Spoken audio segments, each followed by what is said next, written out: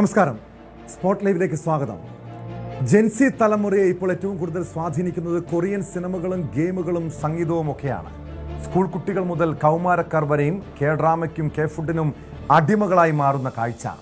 Korean സംഗീതവും സിനിമകളും നൽകിയ വലിയ സ്വാധീനം അവരുടെ ജീവിത രീതിയിലും ഭക്ഷണത്തിലും ഉൾപ്പെടെയുണ്ട്. കൊറിയക്കാരായ യുവാക്കളെ പ്രണയിക്കുന്ന മലയാളി പെൺകുട്ടികളെക്കുറിച്ചും ഈ അടുത്ത കാലത്ത് കേൾക്കാൻ കഴിഞ്ഞു. എറണാകുളം തിരുവാങ്കുളത്ത് സ്കൂൾ വിദ്യാർത്ഥിനി പാറമടയിൽ ചാടി ജീവനൊടുക്കിയതോടെയാണ് അവളുടെ സാങ്കല്പിക കാമുകനെ കുറിച്ച് കേട്ടത്. സമാന രീതിയിൽ കൊറിയൻ ഗെയിമുകളുടെ അടിമകളായി ജീവനൊടുക്കിയ 3 സഹോദരിമാരെ കുറിച്ച് കൂടി അറിയണം. ഉത്തർപ്രദേശ് ഗാസിയാബാദിലെ പെൺകുട്ടികൾ ആത്മഹത്യ ചെയ്തത് ഓൺലൈൻ ഗെയിം കളിക്കുന്നത് വിലക്കിയതിൻ്റെ നിരാശയിലാണോ, അതോ ഗെയിം ടാസ്കിനെ തുടർന്നാണോ? കൊറിയൻ പ്രേമം നമ്മുടെ പുതിയ തലമുറയെ നശിപ്പിക്കുകയാണോ? സ്പോട്ട് ലൈവ് പരിശോധിക്കുന്ന ഇതാണ്. കൊറിയൻ ലൈഫ് സ്റ്റൈല് നമ്മുടെ പുതിയ തലമുറയെ അപകടത്തിലേക്ക് നയിക്കുകയാണ്. ഹരികൃഷ്ണൻ ചേരുന്നുണ്ട് ന്യൂസ് ഡെസ്കിൽ നിന്നും. ഹരികൃഷ്ണൻ, നമ്മൾ ഈ സമീപകാലത്ത് നമ്മുടെ പുതിയ തലമുറകൾക്കിടയിൽ ഈ ഒരു കൊറിയൻ ലൈഫ് സ്റ്റൈല് വളർന്നു വരുന്നുണ്ട്. അതിലേറ്റവും പ്രധാനപ്പെട്ട കാര്യം, ഒരു സ്കൂൾ തലം മുതൽ തന്നെ കുട്ടികൾ കൊറിയൻ സിനിമകൾ കാണുന്നു. കൊറിയൻ സംഗീതം, ഡ്രാമ, അവരുടെ ലൈഫ് സ്റ്റൈല്, ഫുഡ് കൾച്ചർ, അങ്ങനെ ഒരു പൂർണ്ണമായും വല്ലാത്ത രീതിയിൽ ഇപ്പോഴത്തെ തലമുറയെ ഈ കൊറിയൻ ലൈഫ് സ്റ്റൈൽ സ്വാധീനിക്കുന്നുണ്ട്. നമ്മളതിൻ്റെ ഒരു അപകടം പലപ്പോഴും തിരിച്ചറിഞ്ഞില്ല. എനിക്ക് തോന്നുന്നു പല സ്കൂളുകളിൽ ചെന്നാലും ചെറിയ ക്ലാസ്സുകളിൽ കുട്ടികളോട് ചോദിച്ചു കഴിഞ്ഞാൽ കൂട്ടുകാർ കൊറിയൻ സിനിമ കാണുന്നുണ്ട്, അത് കണ്ടില്ലെങ്കിൽ കൊറിയൻ സിനിമകളെക്കുറിച്ച് അതിൻ്റെ ലൈഫ് സ്റ്റൈലിനെ കുറിച്ച് അറിഞ്ഞില്ലെങ്കിൽ എന്തോ വലിയ നാണക്കേട് പോലെയാണെന്നൊരു ഫീലുണ്ട്. ഒരുപക്ഷെ ഇതിൻ്റെ ഒരു അപകടം നമുക്ക് മനസ്സിലാക്കാൻ കഴിഞ്ഞ ദിവസം തിരുവാങ്കുളത്ത് ഒരു പെൺകുട്ടി പാറമടയിൽ ചാടി ആത്മഹത്യ ചെയ്തതോടെയാണ്. അവിടെ ഈ കൊറിയക്കാരനായിട്ടുള്ള ഒരു കാമുകൻ പെട്ടെന്ന് മരിക്കുന്നു. അതിൻ്റെ മനോവിഷമത്തിൽ ഞാൻ ജീവനൊടുക്കുന്നു എന്നാണ് ആ പെൺകുട്ടി ആത്മഹത്യക്കുറിപ്പിൽ എഴുതി വെച്ചിരുന്നത്. പക്ഷെ ആ കൊറിയൻ കാമുകൻ ഒരു സാങ്കല്പിക കഥാപാത്രമാണ് എന്ന രീതിയിലുള്ള ചില സംശയങ്ങളുണ്ട്. അന്നേരവും നമ്മളതിനെ നിസ്സാരമായി കണ്ടു. ഗാസിയാബാദിൽ 3 സഹോദരിമാർ ജീവനൊടുക്കിയതോടെയാണ് ഇതിൻ്റെ അപകടം തിരിച്ചറിയാൻ കഴിയും. നമ്മൾ ഈ ഗെയിം ടാസ്കുകളെ കുറിച്ച് കേട്ടിട്ടുണ്ട്, പക്ഷെ ഇതല്ല. അത്രയധികം അഡിക്റ്റ് ആയിരുന്നു ആ കുട്ടികൾ. ഒരു നിമിഷം കുടുംബാംഗങ്ങൾ, മാതാപിതാക്കൾ ഈ കൊറിയൻ സിനിമകൾ കാണരുത് എന്ന് വിലക്കിയതോടെ, ഗെയിം കളിക്കരുതെന്ന് വിലക്കിയതോടെ അതിൻ്റെ മനോവിഷമത്തിൽ പോയി ജീവനൊടുക്കുന്ന കാഴ്ച. എത്രത്തോളം അപകടത്തിലാണ് നമ്മുടെ പുതിയ തലമുറ? ഹരികൃഷ്ണൻ, ടോം വളരെ ഭംഗിയായിട്ട് തന്നെ അത് ബ്രീഫ് ചെയ്തു. ഏറ്റവും പ്രധാനപ്പെട്ട കാര്യം, ഈ യുവതലമുറ ജെൻസി കിഡ്സ് എന്ന് പറയുന്നത്, നമ്മൾ ഈ പറയുന്ന ഇതുപോലെ എൻ്റെ സുഹൃത്തുക്കൾ കൊറിയൻ സിനിമകൾ കാണുന്നു, ഇത് ഇൻഫ്ലുവൻസിനേക്കാൾ കൂടുതൽ ഇത് അഡിക്ഷനായിട്ട് മാറുന്നൊരു കാഴ്ചയുണ്ട്. എന്തിനേറെ പറയണം, 2020 സെപ്റ്റംബറിൽ ഭാരത് ജോഡോ യാത്രയുമായി ബന്ധപ്പെട്ട് രാഹുൽ ഗാന്ധി കേരളത്തിലേക്ക് വന്നപ്പോൾ രാഹുൽ ഗാന്ധി കുട്ടികളുമായി സംസാരിച്ചപ്പോൾ ഒരു പറ്റം പെൺകുട്ടികൾ പറഞ്ഞാൽ ഞങ്ങൾ BTS ആർമി എന്നാണ് വിളിക്കുന്നതെന്നാണ്. അതായത് ഞങ്ങളെ തന്നെ വിളിക്കുന്നത് BTS ആർമി. രാഹുൽ ഗാന്ധി കേട്ടിട്ട് ഷോക്ക്ഡായ വാർത്ത ഉൾപ്പെടെ നമ്മുടെ മുന്നിലുണ്ട്. ഇത് 2020 കാര്യമാണ് ഞാൻ പറയുന്നത്. അതായത് BTS ആർമി കൊറിയയിലെ ഏറ്റവും വലിയൊരു പോപ്പ് കൾച്ചർ അല്ലെങ്കിൽ ഒരു ബാൻഡാണ്. അവർ പെട്ടെന്ന് ഒരു മ്യൂസിക് ബാൻഡ് പരിപാടി നിർത്തുന്നു എന്ന് പറഞ്ഞപ്പോഴുള്ള ഷോക്ക്, ഇവിടെ ഉണ്ടാക്കിയ ജെൻസി തലമുറയ്ക്കിടയിൽ ഉണ്ടാക്കിയ ഷോക്ക്, അവർക്കുണ്ടാക്കിയ വേദന, സോഷ്യൽ മീഡിയ പലരും നിർത്തുന്ന കാഴ്ച ഉൾപ്പെടെ നമ്മൾ കണ്ടു. അവിടെ കൊറിയയിലുണ്ടാകുന്ന ഒരു ബാൻഡ്, ഒരു ആരാധന നമുക്ക് മനസ്സിലാവും. പക്ഷേ ഇത് അഡിക്ഷനാണ്.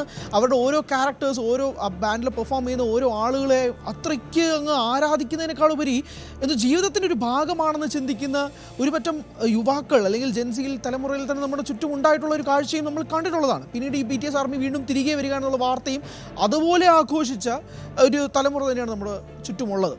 അതൊരു വശത്ത് നിൽക്കുകയാണ്. ഇപ്പോൾ ഈ കൊറിയൻ സിനിമകൾ, കൊറിയൻ ഗാനങ്ങൾ അല്ലെങ്കിൽ കൊറിയൻ ലിറ്ററേച്ചർ, ഇങ്ങനെ ഈ കൊറിയനുമായി ബന്ധപ്പെട്ട് അല്ലെങ്കിൽ ഇതുപോലുള്ള ഇവരുടെ ലുക്സ് ആവാം അല്ലെങ്കിൽ ഇവരുടെ വർക്ക്സ് ആവാം, ഇതിലൊക്കെ വല്ലാത്ത ഇൻഫ്ലുവൻസ്ഡ് ആയി പോകുന്ന, കണ്ണും പൂട്ടി നിൽക്കുന്നത് തന്നെയാണ് നമ്മൾ കാണുന്ന കാഴ്ച. ഇപ്പോൾ നമ്മൾ കേരളത്തിൽ സംഭവിച്ച ആ ഒരു കാര്യം തന്നെ അതീവ ദാരുണമായ കാര്യമാണ്. കഴിഞ്ഞ ദിവസം ഇപ്പോൾ നമ്മൾ ഗാസിയാബാദിൽ സംഭവിച്ച കാര്യങ്ങൾ സംസാരിക്കുമ്പോൾ ഈ 3 സഹോദരിമാർ അവരെ വിളിച്ചിരുന്നത് പോലും 3 കൊറിയൻ നാമങ്ങളിലാണ്. മറിയ, എലീസ ആൻഡ് സിൻഡി എന്ന് പറയുന്ന 3 പേരിലാണ് ഈ നിഷി ഇഷിക, പ്രാചി ആൻഡ് പാക്കി, ഇവർ 3 പേരും, ഈ 3 സിസ്റ്റേഴ്സ്, ഇവർ അറിയപ്പെട്ടിരുന്നത് ഈ 3 പേരുകളാണ്. അങ്ങനെ കൊറിയൻ പേരുകൾ ഇവരുടെ ലൈഫ് സ്റ്റൈലിലേക്ക് ഉപയോഗിക്കുക, അതേ ജീവിത രീതി ജീവിക്കുക, ആ ഗെയിംസിനോട് അഡിക്റ്റ് ആവുക, ആ ഷോസ് കാണുക, ഷോസിലൂടെ അഡിക്റ്റ് ആയിക്കൊണ്ട് അവരിൽ ഒരാളായിട്ട് തന്നെ അവർ തന്നെ കാണുക. അങ്ങനെ ഒരു മെൻ്റൽ സ്റ്റെബിലിറ്റിയിൽ അങ്ങനെ രീതിയിലേക്ക് പോകുന്ന ഒരു തലമുറ കാണുമ്പോഴാണ് വല്ലാത്ത ഷോക്കിംഗ് ആയി മാറുന്നത്. അതുകൊണ്ട് തന്നെയാണ് പാരൻസ് ഉൾപ്പെടെ വിലക്കുന്നൊരു സാഹചര്യവും കൂടി ഉണ്ടായത്. ഇപ്പോൾ ടോം സൂചിപ്പിച്ചതുപോലെ തന്നെ ഈ ഒരു ഇപ്പോൾ കേരളത്തിൽ നടന്ന സംഭവമാവട്ടെ, ഒരു കാമുകൻ ഇൻസ്റ്റഗ്രാം വഴി പരിചയപ്പെടുന്നത് ഒരു കൊറിയക്കാരനാണെന്ന് അറിയുന്നു.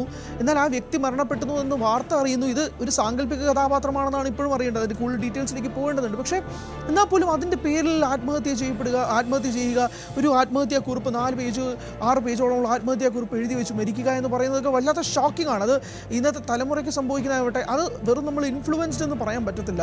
ഇത് അഡിക്ഷനോളം വരുന്ന രീതിയിലുള്ള ഒരു ഭ്രാന്തൻ ചിന്താഗതിയിലേക്ക് പോകുന്നു എന്നത് പറയാതിരിക്കാൻ സാധിക്കില്ല. ഈ ഇൻഫ്ലുവൻസ്ഡ് ആവുന്നതെന്ന് പറയുന്നത് തന്നെ ഏറ്റവും പ്രധാനപ്പെട്ട കാര്യം ഈ ഫ്രണ്ട്സ് തന്നെയാണെന്ന് പറയേണ്ടി വരും. ഇപ്പോൾ ഒരു കൂട്ടം ആളുകൾ ഇത് കാണുന്നുണ്ട്. അപ്പോൾ ഞാനിത് കണ്ടില്ലെങ്കിൽ, ഞാനിത് അറിഞ്ഞില്ലെങ്കിൽ എന്തോ വലിയ കുറച്ചിലാണ്, എനിക്ക് ആ ഗ്യാങ്ങിലേക്ക് എത്തിപ്പെടാൻ കഴിയില്ല എന്നതുകൊണ്ട് ഇത് കണ്ടു തുടങ്ങുകയും ഇത് കളിച്ചു തുടങ്ങുകയും ഈ ഗെയിംസിലേക്ക് അഡിക്റ്റ് ആവുകയും ചെയ്യുന്ന സമൂഹം അല്ലെങ്കിൽ ഒരു തലമുറ, അതിനുശേഷം ഇത് പിന്നീട് അഡിക്റ്റഡായി മാറുന്നൊരു കാഴ്ച ഉൾപ്പെടെ നമ്മൾ കണ്ടു. ഇപ്പോൾ കൊറിയൻ ഗെയിംസിൻ്റെ കാര്യങ്ങൾ സംസാരിക്കുന്നത് പോലെ തന്നെയാണ് ഇപ്പോൾ നമ്മൾ 2015 ബ്ലൂ വെയിൽ കണ്ടതാണ്. അതിനുശേഷം 2018 ഒരു മോമോ ചാലഞ്ച് കണ്ടു. ഇങ്ങനെ ഗെയിംസിന് അഡിക്റ്റ് ആവുന്നത് നമ്മൾ കണ്ടിട്ടുണ്ട്. അപ്പോൾ ഈ Korean culture, Korean games, Korean music, Korean dance, Korean art, Korean literature, അങ്ങനെ ഒരു വൈഡ് സ്പ്രെഡ് ആയിട്ട് ഒരു തലമുറ മൊത്തത്തിൽ ആ ഒരു കൊറിയൻ അതിലേക്ക് പോകുന്നത് അല്ലെങ്കിൽ അഡിക്റ്റ് ആവുന്ന ഒരു കാഴ്ച നമ്മൾ കാണുന്നുണ്ട്. അതിനുവേണ്ടി അവർ ജീവൻ പോലും കളയാൻ തയ്യാറാകുന്നു എന്ന് പറയുമ്പോൾ അതൊരു ഭക്ഷണശീലത്തെ പോലും ഇത് സ്വാധീനിക്കുന്നുണ്ടെന്നാണ് ഈ സമീപകാലത്ത് ഇറങ്ങിയ ചില പഠനങ്ങൾ പറയുന്നത്, ഹരികൃഷ്ണൻ. കാരണം മുൻപ് നമ്മുടെ കേരളത്തിലെ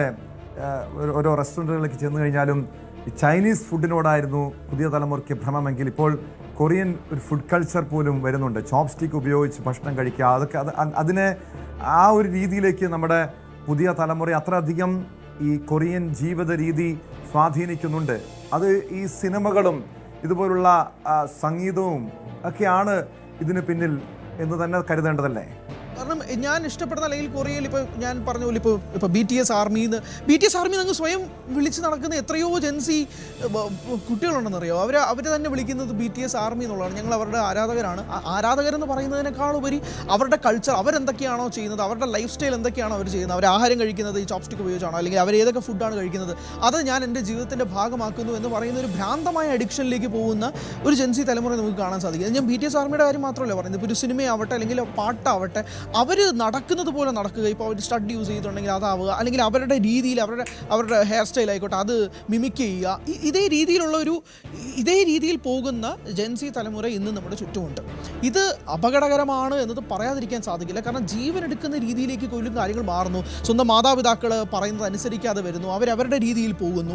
അവർ കണ്ട ലോകത്തിൽ അവർ അഡിക്റ്റ് ആകുന്നു. ആ ലോകത്തിലേക്ക് മാത്രമായിട്ട് അവർ ചുരുക്കപ്പെടുന്നു. അവർ ആ പേരുകൾ യൂസ് ചെയ്തുകൊണ്ട് അവരുടെ ഐഡൻറ്റിറ്റി ആക്കി മാറ്റുന്നു. ഇതെല്ലാം കേൾക്കുമ്പോഴാണ് ഇതിൻ്റെ ഏറ്റവും വലിയൊരു ആഘാതം, അല്ലെങ്കിൽ ഇത് എന്തുമാത്രം ഒരു ഭ്രാന്തൻ രീതിയിലേക്കാണ് കാര്യങ്ങൾ മാറുന്നത് എന്നുള്ള ഒരു ചോദ്യത്തിലേക്ക് വരുന്നത്. ഇപ്പോൾ തന്നെ ഈ 3 സഹോദരിമാരുടെ ആത്മഹത്യ അത് തെല്ലൊന്നുമല്ല ഈ നാടിനെ തന്നെ പിടിച്ചുലച്ചിരിക്കുന്നതെന്ന് പറയേണ്ടി വരും. അതിൻ്റെ വേരുകൾ തപ്പിപ്പോകുമ്പോഴാണ് ഇതുപോലൊരു കൊറിയൻ അഡിക്ഷനുമായി ബന്ധപ്പെട്ട് നമുക്ക് കൂടുതൽ കാര്യങ്ങൾ കാണേണ്ടി വരുന്നത്. ഇപ്പോൾ തന്നെ 9ാമത്തെ നിലയിൽ നിന്ന് ഈ 3 പേരും ആത്മഹത്യ ചെയ്യുമ്പോഴേക്കും ഈ ഒരു കൊറിയൻ ഗെയിമുകൾ നമ്മൾ അതിനെയും വേണ്ടി സംസാരിക്കണം. ഒരു ടാസ്ക് കംപ്ലീറ്റ് ചെയ്യുക, ആ ടാസ്ക് കംപ്ലീറ്റ് ചെയ്തില്ലെങ്കിൽ അതിനാൽ ഭീഷണി സന്ദേശങ്ങൾ വരിക, അതിൽ ഇൻഫ്ലുവൻസ്ഡ് ആവുക. ഇതെല്ലാം നമ്മൾ ഇപ്പോൾ ബ്ലൂ വെയിൽ വന്നപ്പോൾ മുതൽ തന്നെ നമ്മൾ കണ്ടിട്ടുള്ള കാര്യങ്ങളാണ്. ഇപ്പോൾ തന്നെ അങ്ങനെ ഈ ഓൺലൈൻ ഗെയിമുകളുടെ അടിമത്തത്തിൽപ്പെട്ട് നിരവധി യുവാക്കൾ ആത്മഹത്യ ചെയ്തത് എനിക്ക് തോന്നുന്നു ഒരു 6-7 വർഷം മുൻപ് ബ്ലൂ വെയിൽ ഗെയിമിൻ്റെ ടാസ്കിനെ തുടർന്ന് നിരവധി ചെറുപ്പക്കാർ, അത് കേരളത്തിൽ പോലും നിരവധി കൗമാരക്കാർ ആത്മഹത്യ ചെയ്ത വാർത്തകൾ നമ്മൾ ഞെട്ടലോടെയാണ് കേട്ടത്. അതിനുശേഷം മറ്റു പല ഗെയിമുകളുടെ ടാസ്കും അത് കുട്ടികളുടെ കൗമാരക്കാരുടെ ജീവൻ എടുത്തിട്ടുണ്ട്. ഒരുപക്ഷെ ഈ ഒരു 3 സഹോദരന്മാരുടെ ആത്മഹത്യയുമായി ബന്ധപ്പെട്ട അത്തരം ചില അഭ്യൂഹങ്ങളുമുണ്ട്, അത്തരം ചില കഥകളും പ്രചരിക്കുന്നുണ്ട്. അതായത് മാതാപിതാക്കൾ ഈ ഗെയിം വിലക്കിയതിനപ്പുറം ഒരു ടാസ്കിൻ്റെ ഭാഗമായിട്ടാണോ ഇവർ കെട്ടിടത്തിൻ്റെ മുകളിൽ നിന്ന് ചാടിയതെന്ന്. എന്താണ് പോലീസ് ഇതുമായി ബന്ധപ്പെട്ട് നൽകുന്ന വിവരം? അതുതന്നെയാണ് ടോമസ് സൂചിപ്പിക്കേണ്ടത്. ടാസ്കിൻ്റെ ഭാഗവുമായി ബന്ധപ്പെട്ട് അതിൽ ഇൻഫ്ലുവൻസ്ഡ് ആകുന്നു എന്നുള്ളത് തന്നെയാണ് പറയുന്നത്. എന്തായാലും പോലീസിൻ്റെ ഭാഗത്തു നിന്നും കിട്ടുന്നതിൻ്റെ ഒരു മറുപടി എന്ന് പറയുന്നത് പുലർച്ചെ 2:15 ഈ 9ാമത്തെ നിലയിൽ നിന്നും ഈ 3 പെൺകുട്ടികൾ ചാടുന്നു എന്നുള്ളതാണ് പറയുന്നത്.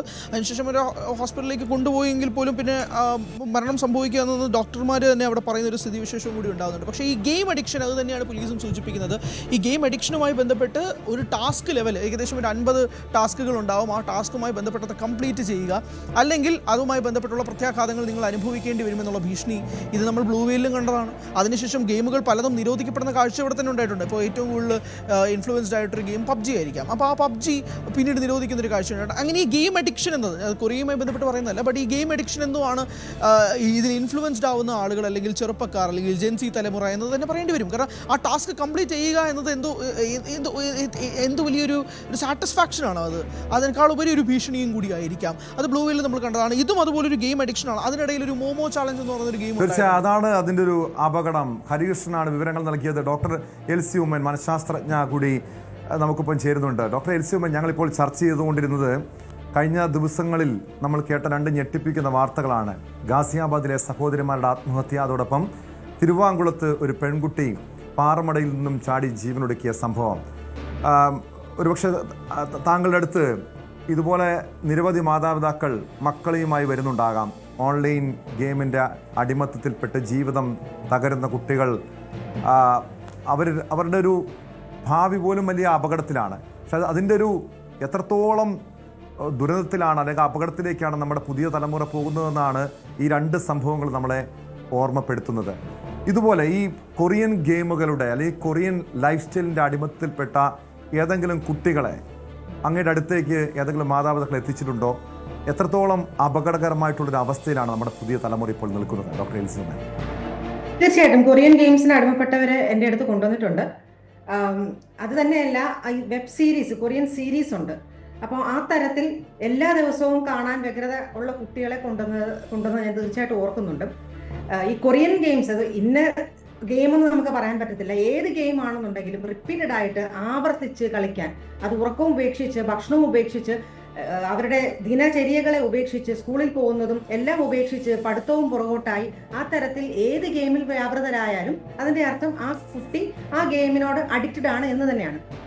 പ്രത്യേകിച്ചും ഈ കൊറിയൻ ഗെയിം ആണെങ്കിൽ, ഇപ്പോൾ നമ്മൾ ഈ അടുത്തിടെ കലോത്സവത്തിൽ എന്നെ ഏറ്റവും കൗതുകപ്പെടുത്തിയത്, പല ചാനലുകാരും കുട്ടികളോട് ആദ്യത്തെ ചീഫ് മിനിസ്റ്റർ ആരാണ്, ആദ്യത്തെ പ്രൈം മിനിസ്റ്റർ ആരാണെന്ന് ചോദിച്ചപ്പോൾ ഈ പറയുന്ന സോക്കോൾ ജെൻസി കുട്ടികൾക്ക്, അല്ലെങ്കിൽ ഇപ്പോൾ ജെൻ ആൽഫയാണല്ലോ, അവർക്കൊന്നും തന്നെ ഇതറിയത്തില്ല. നേരെ മറിച്ച് ആപ്പറ്റ് ആപ്പറ്റ് എന്ന് പറഞ്ഞിട്ടുള്ളൊരു കൊറിയൻ പാട്ട് വളരെയധികം ഹിറ്റായി. അത് മൂളാത്ത കുട്ടികളില്ല. ഏതെങ്കിലും ഒരു കുട്ടിക്ക് അത് മൂളാൻ അറിയത്തില്ലെങ്കിൽ ആ കുട്ടി ഒറ്റപ്പെടുന്നു ക്ലാസ്സിൽ. നിനക്കിത് അറിയത്തില്ലേ എന്നുള്ള മട്ടിൽ പരിഹാസമാണ് കൂടെയുള്ള കുട്ടികൾ നൽകുന്നത്. അപ്പോൾ ഇങ്ങനെ വന്നു കഴിയുമ്പോൾ കുട്ടികൾക്ക് തന്നെ ഒരു പ്രശ്നം ഉണ്ടാകുന്നു ഇതൊക്കെ വാച്ച് ചെയ്യാനായിട്ട്. പക്ഷേ ഇതിന്റെ പുറകിൽ ഒളിഞ്ഞിരിക്കുന്ന അപകടം എന്താണെന്ന് കുട്ടികളോ മാതാപിതാക്കളോ തിരിച്ചറിയുന്നില്ല. എല്ലാം കഴിഞ്ഞ് ബോർഡ് എക്സാം അടുത്ത് വരുമ്പോൾ, കുട്ടി തോൽക്കുമെന്നൊരു ഘട്ടം വരുമ്പോൾ, അല്ലെങ്കിൽ A+ കിട്ടാൻ യോഗ്യതയുള്ള കുട്ടിക്ക് 90+ കിട്ടത്തില്ല എന്നൊരു സാഹചര്യം വരുമ്പോഴായിരിക്കും പലപ്പോഴും എന്നെ പോലുള്ളവരുടെ സൈക്കാട്രിസ്റ്റിന്റെ അടുത്ത് മാതാപിതാക്കൾ ഇത്തരം കുട്ടികളെ കൊണ്ടുവരുന്നത്. അല്ലെങ്കിൽ ഏതെങ്കിലും ഒരു തരത്തിലുള്ള ഒരു അച്ചടക്ക നടപടി സ്കൂളിൽ നിന്നും ഫേസ് ചെയ്യുമ്പോൾ, സ്കൂളിൽ നിന്ന് സജസ്റ്റ് ചെയ്യുമ്പോൾ മാത്രമായിരിക്കും ഇത്തരം കുട്ടികളെ കൊണ്ടുവരുന്നത്. തീർച്ചയായിട്ടും ഏതൊരു കുട്ടിക്കാണെന്നുണ്ടെങ്കിലും മോണിറ്ററിംഗ് ആവശ്യമാണ്. എപ്പോഴാണ് ഈ മോണിറ്ററിംഗ് സ്റ്റാർട്ട് ചെയ്യേണ്ടത്? കുട്ടി ജനിക്കുമ്പോൾ തന്നെ. ഒരു 0 to 2 years, 2 വയസ്സ് വരെ പ്രായമുള്ള കുട്ടികൾക്ക് യാതൊരു കാരണവശാലും ഒരു സ്ക്രീനിന്റെയും ഡിവൈസ് കൊടുക്കാനായിട്ട് പാടില്ല. അതിപ്പോൾ ലാപ്ടോപ്പ് ആയിക്കോട്ടെ, മൊബൈൽ ആയിക്കോട്ടെ. കുട്ടികൾ ഭക്ഷണം കഴിക്കാനും ഒക്കെയും പേരൻസ് എടുക്കുന്ന ഒരു തെറ്റായ നടപടിയാണ് ആ ഭക്ഷണം കഴിപ്പിക്കാൻ വേണ്ടിയിട്ട് ഇത്തരം ഡിവൈസ് കൊടുക്കുക എന്നുള്ളത്. 2 വയസ്സിൽ താഴെയുള്ള കുട്ടികൾക്ക് യാതൊരു കാരണവശാലും ഒരു സ്ക്രീനും കൊടുത്തുകൂടാ. 3 തൊട്ട് 6 വയസ്സ് വരെയുള്ള കുട്ടികളാണെന്നുണ്ടെങ്കിൽ അവർക്ക് ഒരു കൂടിപ്പോയാൽ അരമണിക്കൂർ എന്ന് രാവിലെ 15 മിനിറ്റ് കൊടുത്താൽ, വളരെ സ്ട്രിക്റ്റ് ആയിട്ട് വൈകുന്നേരം 15 മിനിറ്റിൽ കൂടുതൽ എന്തെങ്കിലും ആവശ്യമില്ലാതെ കൊടുക്കാനായിട്ട് പാടില്ല. ഇത് ഓരോ കുട്ടികളുടെയും പ്രായം അനുസരിച്ചാണ്. അപ് ടു 11 years, 6 തൊട്ട് 11, 12 വയസ്സ് വരെയുള്ള കുട്ടികൾക്ക് അത്യാവശ്യം ഘട്ടങ്ങളിൽ 1 മണിക്കൂർ വരെ, അതിനപ്പുറത്തേക്ക് കൊടുക്കാൻ പാടില്ല. 11 തൊട്ട് 18 വയസ്സുള്ള ഒരു കുട്ടികൾക്ക് കൂടിപ്പോയാൽ ഒരു 1-1.5 മണിക്കൂർ അല്ല 2 മണിക്കൂർ. അതും ഈ എൻ്റെ വാക്കുകളെ ദയവായി ആ തരത്തിൽ കോട്ട് ചെയ്യരുത്. അതിന്റെ അർത്ഥം എല്ലാ 11-നും 18-നും വയസ്സിനിടയുള്ള കുട്ടികൾക്ക് എല്ലാ ദിവസവും 2 മണിക്കൂർ കൊടുക്കണമെന്നല്ല അതിന്റെ അർത്ഥം. അവരുടെ മറ്റ് ആക്ടിവിറ്റീസുമായിട്ട് താതാത്മ്യപ്പെടുത്തി അതൊരു പ്രൊപ്പോർഷനേറ്റ് ആയിട്ട് മാത്രം വേണം കൊടുക്കാൻ. അല്ലാതെ തിരിച്ച് സ്കൂളിൽ നിന്ന് മടങ്ങി വരുമ്പോൾ ആകെ 2 മണിക്കൂറേ ഉള്ളൂ, ആ 2 മണിക്കൂർ ഗാഡ്ജറ്റിൽ മുഴുകിയിരിക്കാനുള്ള ഒരു പെർമിഷൻ ഉണ്ട് എന്നൊരു തരത്തിൽ അതിനെ വ്യാഖ്യാനിക്കാൻ പാടില്ല. ഭക്ഷണം കഴിക്കുമ്പോൾ കുട്ടികൾക്ക് യാതൊരു കാരണവശാലും ഡിവൈസസ് കൊടുക്കാൻ പാടില്ല. അതുപോലെ തന്നെ ഏതെങ്കിലും ഒരു കുട്ടി, നമ്മൾ എപ്പോഴും കണ്ടുവരുന്നതാണ്, പലപ്പോഴും പേരൻസിനോട് പറയും. ഡോക്ടർ എൽസി ഉമ്മൻ, ഇവിടെ എന്തുകൊണ്ടാണ് പല മാതാപിതാക്കളും ഈ ഫോൺ കുട്ടികൾക്ക് കൊടുക്കുന്നതെന്ന് ചോദിച്ചാൽ ചില സാഹചര്യങ്ങളുണ്ട്. ഒരുപക്ഷെ അതുകൂടി നമ്മൾ പരിശോധിക്കേണ്ടിയിരിക്കുന്നു. കാരണം പണ്ടൊക്കെ, ഇപ്പോൾ അണുകുടുംബങ്ങളാണ്, ഒരു കുട്ടി അല്ലെങ്കിൽ 2 കുട്ടി, മാതാപിതാക്കളില്ല. കാരണം ഈ ദമ്പതികൾ തനിച്ച് വളർത്തേണ്ട സാഹചര്യം. മുൻപൊക്കെ അവർ ജോലിക്ക് പോകുമ്പോഴോ അല്ലെങ്കിൽ പുറത്തേക്കൊന്ന് പോകേണ്ട സാഹചര്യം വന്നു കഴിഞ്ഞാൽ അടുത്തുള്ള വീട്ടിലോ അല്ലെങ്കിൽ ബന്ധുവീടുകളിലോ മക്കളെ ഏൽപ്പിക്കാമായിരുന്നു. ഇന്ന് ഇതിനെയൊക്കെ മറികടക്കാൻ അല്ലെങ്കിൽ അതിനുള്ള സാഹചര്യം ഇല്ലാത്തത് കൊണ്ട് പകരം ഫോൺ ഈ കുഞ്ഞുങ്ങൾക്ക് അവരുടെ കൈവശം ഫോൺ ഏൽപ്പിച്ചു കൊടുക്കും. അല്ലെങ്കിൽ മാതാപിതാക്കൾക്ക് എന്തെങ്കിലും ജോലി ചെയ്യണമെങ്കിൽ ഇപ്പോൾ വർക്ക് ഫ്രം ഹോം അങ്ങനെ ജോലി ചെയ്യുന്ന മാതാപിതാക്കളാണ് പലപ്പോഴും അവരെ ശല്യപ്പെടുത്താതിരിക്കാൻ കുട്ടികൾക്ക് ഈ ഫോൺ നൽകുന്നത്. പക്ഷേ അവർ എന്തൊക്കെ ഉപയോഗിക്കുന്നുവെന്ന് പലപ്പോഴും ശ്രദ്ധിക്കാറ് പോലുമില്ല. ഈ ആദ്യഘട്ടത്തിൽ ചെറിയ ഗെയിമുകളായിരിക്കും, ഒരുപക്ഷെ പതിയെ ആയിരിക്കും ഇതുപോലുള്ള ഗെയിമുകളിലെ അപകടം നിറഞ്ഞ ഗെയിമുകളിലേക്ക് എത്തിപ്പെടുന്നത്. ഈ ഒരു വിഷയത്തിൽ എന്താണ് താങ്കൾക്ക്, എനിക്ക് തോന്നുന്നു മാതാപിതാക്കളുടെ ഒരു ശ്രദ്ധക്കുറവ്, ജാഗ്രതക്കുറവ് തന്നെയല്ലേ നമ്മുടെ കുട്ടികളെ ഈ ഒരു രീതിയിലേക്ക്, അപകടത്തിലേക്ക് കൊണ്ടെത്തിച്ചത്? തീർച്ചയായിട്ടും. ഇപ്പോൾ യൂട്യൂബ് ആണെന്നുണ്ടെങ്കിലും മാതാപിതാക്കൾ കയറുന്ന ആ ഒരു ലിങ്കിൽ കൂടെ ആയിരിക്കരുത് കുട്ടികൾക്ക് കൊടുക്കുന്നത്. പാരന്റൽ കൺട്രോൾ എന്നൊരു സംവിധാനമുണ്ട്. അതിപ്പോൾ ഇൻസ്റ്റയ്ക്കാണെങ്കിലും യൂട്യൂബിനാണെങ്കിലും എല്ലാത്തിനും പാരന്റൽ കൺട്രോൾ ഉണ്ട്. അപ്പോൾ ആ തരത്തിൽ പേരൻസും ടെക്നോളജിക്കലി അഡ്വാൻസ്ഡ് ആയിരിക്കണം. അപ്പോൾ കുട്ടികൾക്ക് എന്തൊക്കെ കാണാം, എന്തൊക്കെ കാണാൻ പാടില്ല എന്ന് നമുക്ക് മുൻ നിർണ്ണയിക്കാനായിട്ട് സാധിക്കും. അത് തന്നെയല്ല, കുട്ടികൾ ഏതൊക്കെയാണ് കാണുന്നത് എന്നുള്ളൊരു സൂപ്പർവിഷൻ ആവശ്യമാണ്. അപ്പോൾ നമ്മൾ സെലക്ട് ചെയ്യുന്നത് കുട്ടികൾക്ക് കാണാൻ പറ്റുന്ന ഒരു സാഹചര്യം ഉണ്ടാക്കണം. അത് തന്നെയല്ല, അണുകുടുംബത്തിന്റെ പ്രത്യേകത മറ്റൊന്നാണ് ഒരു സുരക്ഷിതമായിട്ടുള്ള എൻവയൺമെന്റ് വേണം. എന്തെങ്കിലും ഒരു ആവശ്യത്തിന് കുട്ടിക്ക് ഫോൺ ചെയ്യണം എന്നുള്ളൊരു സാഹചര്യം വരുമ്പോഴാണ് പലപ്പോഴും ഫോൺ ഇപ്പോൾ കൊടുക്കുന്നത്. പക്ഷേ അവർക്ക് സ്മാർട്ട് ഫോൺ കൊടുക്കണമെന്നൊരു നിർബന്ധവുമില്ല. കീപാഡുള്ള ഫോൺ കൊടുക്കാം, ലാൻഡ് ലൈൻ സംവിധാനം ഒരുക്കി കൊടുക്കാം. അപ്പോൾ ഈ തരത്തിലൊക്കെയും പേരൻസ് ചെയ്യണം. അത് തന്നെയല്ല, ഇതിന്റെ ഒരു ശാസ്ത്രീയ വശം നമ്മൾ മനസ്സിലാക്കണം. എന്തുകൊണ്ട് കുട്ടികൾ ഇതിന് അടിമപ്പെടുന്നു? ഇപ്പോൾ കൊറിയൻ പാട്ടാണെങ്കിലും അതിന്റെയൊക്കെ നമ്മൾ ശ്രദ്ധിക്കുകയാണെങ്കിൽ അവരുടെ ഒരു സീരീസ് വാച്ച് ചെയ്യുവാണെന്നുണ്ടെങ്കിൽ വളരെ വൈകാരികമായിട്ടുള്ള രീതിയിൽ ആ തരത്തിലാണ് അവര് ആ ഒരു ഷോ നടത്തുന്നത് തന്നെ. ആ തരത്തിലാണ് മെസ്സേജ് കൺവേ ചെയ്യുന്നത്. അത് തന്നെയല്ല, ഈ ക്യാരക്ടറിനോട് വല്ലാതെ കുട്ടികൾക്ക് ഒരു ആത്മബന്ധം ഉണ്ടാകുന്നു. അവരെ ആ ഒരു ക്യാരക്ടറായിട്ട് അവർ കണക്കാക്കുന്നു. അത് തന്നെയല്ല, തങ്ങളും അതിൻ്റെ ഒരു ഭാഗമായിട്ട് കുട്ടികൾ ഫാന്റസൈസ് ചെയ്യുന്നു. അപ്പോൾ ഇങ്ങനത്തെയൊക്കെയുള്ള ഒരു സാഹചര്യം വരുമ്പോൾ തീർച്ചയായിട്ടും കുട്ടികൾക്ക് അടിമപ്പെടുന്നതിനുള്ള സാഹചര്യം കൂടുതലാണ്. അത് തന്നെയല്ല, ഓരോ ടാസ്കും താങ്കൾ സൂചിപ്പിച്ചതുപോലെ ഒരു ടാസ്ക് കംപ്ലീറ്റ് ചെയ്യുകയാണെന്നുണ്ടെങ്കിൽ എന്താണ് സംഭവിക്കുന്നത്? കുട്ടിയുടെ തലച്ചോറിൽ ഡോപ്പമിൻ റിലീസ് ചെയ്യാണ്. കാരണം കുട്ടി അത് ജയിച്ചു. ആ ജയം നൽകുന്ന താൽക്കാലികമായിട്ടുള്ള ഒരു സുഖം അല്ലെങ്കിൽ താൽക്കാലികമായിട്ടുള്ള ഒരു ഡോപ്പമിൻ നമ്മുടെ തലച്ചോറ് റിലീസ് ചെയ്യുമ്പോൾ കുട്ടികൾക്ക് വീണ്ടും അത് ലഭിക്കാൻ വീണ്ടും കിട്ടാനുള്ള വ്യഗ്രത വരുന്നു. അപ്പോൾ അടുത്ത ടാസ്കിലേക്ക് പോകുന്നു, അല്ലെങ്കിൽ അടുത്ത ലെവലിലേക്ക് പോകുന്നു. അപ്പോൾ അങ്ങനെ ഒരു ബാഗിൽ തുടങ്ങി ഒരു ബോട്ടിൽ അവസാനിക്കുന്നത് പോലെ ഒരു ലെവലിൽ തുടങ്ങി പല ലെവൽസും റിപ്പീറ്റഡ് ആയിട്ട് ചെയ്യാനുള്ള ഒരു വ്യഗ്രത കുട്ടികൾക്ക് വരുന്നു. കാരണം ഈ ഡോപ്പമിൻ റിലീസ് അവർക്ക് കൊടുക്കുന്ന സന്തോഷം നമ്മൾ ഉദ്ദേശിക്കുന്നതിന് അപ്പുറമാണ്. അപ്പോൾ പേരൻസ് എന്താണ് ചെയ്യേണ്ടത്? ഈ ഡോപ്പമിൻ റിലീസ് ചെയ്യുന്നത് ഈ ഗെയിമിലൂടെ മാത്രമല്ല, ഗെയിമിന്റെ ലെവൽസ് കംപ്ലീറ്റ് ചെയ്യുമ്പോൾ മാത്രമല്ല, ഏത് തരം അച്ചീവ്മെന്റും കുട്ടികൾക്ക് സന്തോഷം കൊടുക്കുന്നതാണ്. അപ്പോൾ ഇങ്ങനെയുള്ള കുട്ടികളെ നമുക്ക് സ്പോർട്സിലേക്ക് തിരിച്ചുവിടാം. കായികമായിട്ട് താല്പര്യമില്ലാത്ത കുട്ടികളാണെന്നുണ്ടെങ്കിൽ കലാപരമായിട്ട് അവരെ തിരിച്ചുവിടാം, പാട്ടിനോ സംഗീതത്തിനോ തിരിച്ചുവിടാം, അല്ലെങ്കിൽ ചെസ് പോലെയുള്ള ഗെയിമുകളിലേക്ക് അവരെ തിരിച്ചുവിടാം. ആ കുട്ടിക്ക് ഏതിനോടാണോ ഒരു ഇഷ്ടമുള്ളത് ആ തരത്തിൽ ആ കുട്ടിയെ തിരിച്ചുവിടാം. ഏതെങ്കിലും ഹോബീസിൽ. ഇതൊക്കെയും തന്നെ ഡോപ്പമിൻ റിലീസ് ചെയ്യാൻ സാധ്യതയുള്ള കാര്യങ്ങൾ തന്നെയാണ്. അപ്പോൾ ആ തരത്തിൽ ചെയ്യുമ്പോൾ കുട്ടികൾക്ക് ഒരു പക്ഷേ ആ കരിയർ പോലും ആ തരത്തിൽ അവർക്ക് ബിൽഡപ്പ് ചെയ്യാൻ സാധിക്കുകയും ചെയ്യും. അത് തന്നെയല്ല, ഈ ഓൺലൈൻ ഗെയിംസിലോട്ടുള്ള അഡിക്ഷൻ നമുക്ക് നിർത്താനായിട്ട് സാധിക്കുകയും ചെയ്യും. പിന്നെ ചില കുട്ടികൾ ഇപ്പോൾ കോവിഡിന്റെ ആ ഒരു കാലഘട്ടത്തിന് ശേഷം ഒരുപാട് നമ്മൾ ഉദ്ദേശിക്കുന്നതിനപ്പുറം കുട്ടികൾക്ക് ഈ ഗാഡ്ജറ്റിനോടുള്ള അഡിക്ഷൻ ഉണ്ട്. അപ്പോൾ സാധാരണഗതിയിൽ പേരൻസ് ചെയ്യുന്ന ഒരു തെറ്റായിട്ടുള്ള ഒരു മാർഗം എന്ന് പറയുന്നത്, തീരെ ഒരു അറ്റം പറ്റുന്ന സാഹചര്യം വരുമ്പോൾ പൊട്ടിത്തെറിച്ച് കുട്ടികളുടെ കയ്യിൽ നിന്ന് ഇത് പിടിച്ചു മേടിച്ചു വെക്കും.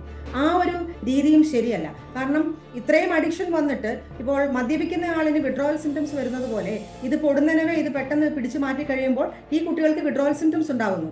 അത് അക്രമാസക്തമാക്കുകയും കുട്ടി പെരുമാറ്റ പ്രശ്നങ്ങൾ ഉണ്ടാക്കുകയും എന്തെങ്കിലും കടുങ്കൈ ചെയ്യുന്ന രീതിയിൽ തന്നെ ആ കുട്ടിയെ തള്ളിവിടുന്ന ഒരു സാഹചര്യത്തിലേക്ക് വരുന്നു.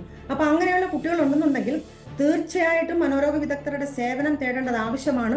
ഒരുപക്ഷെ അങ്ങനെയുള്ള കുട്ടികളെ അഡ്മിറ്റ് ചെയ്ത് തന്നെ നോക്കേണ്ട ആവശ്യങ്ങളുണ്ട്. കാരണം സൂയിസൈഡൽ റിസ്ക്കും വൈകാരിക വിക്ഷോഭവും ഒക്കെ വരുമ്പോഴും അവര് ഏത് തരത്തിൽ പ്രതികരിക്കുമെന്ന് നമുക്ക് പറയാൻ പറ്റത്തില്ല. അപ്പോൾ ഈ അഡിക്ഷന്റെ സിവിയറിറ്റി അനുസരിച്ചും മാതാപിതാക്കൾ ആകേണ്ടിയിരിക്കുന്നു. കാരണം ആ തരത്തിലുള്ള കുട്ടികളെ പ്രത്യേകം സൂപ്പർവിഷനോടെ തന്നെ ഒരു ട്രെയിൻഡ് ആയിട്ടുള്ള ക്വാളിഫൈഡ് ആയിട്ടുള്ള സൈക്കാട്രിസ്റ്റ്. എനിക്ക് തോന്നുന്നു ഈ അടുത്തിടെ ഞാനൊരു അമ്മയുമായിട്ട് സംസാരിക്കാൻ കഴിഞ്ഞ ഒരു കുഞ്ഞിനെ 13 വയസ്സുകാരൻ വയലന്റ് ആകും. കാരണം അമ്മയെ ആക്രമിക്കും, അച്ഛനെ ആക്രമിക്കും, സഹോദരങ്ങളെ ആക്രമിക്കും. അതിന്റെ കാരണം തേടിപ്പോയപ്പോഴാണ് ഇവൻ ഫോണിന്, അതായത് ഈ കോവിഡ് സമയം താങ്കൾ സൂചിപ്പിച്ചതുപോലെ കോവിഡ് സമയത്താണ് ഫോൺ കിട്ടി തുടങ്ങിയത്. പിന്നീട് അതിന് അഡിക്റ്റായി, അതിൽ നിന്നും തിരിച്ചു വരാൻ കഴിയാത്തൊരു സാഹചര്യമായി.